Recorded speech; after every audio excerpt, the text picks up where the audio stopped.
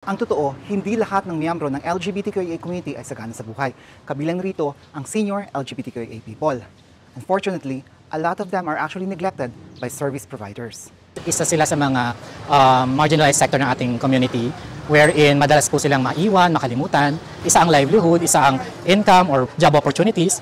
Isa pa is, madalas mag-isa sila, wala na silang kamag-anak o madalas kaibigan na lang ang kanilang kausap, pero madalas naninirahan sila mag-isa.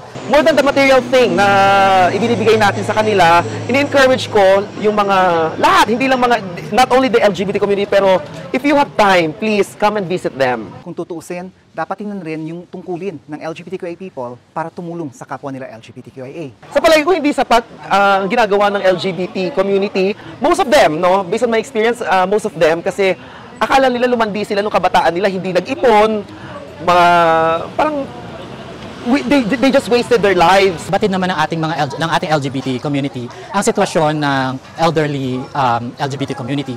Mas malapat lang namang na ibigyan ng boses, biglan ng alingaw-ngaw yung pangangailangan at pansin ng ating mga elderly LGBT. Two things need to be highlighted here. Number one, that not all LGBTQIA people are privileged. And number two, LGBTQIA people themselves can render services by helping those who are needy.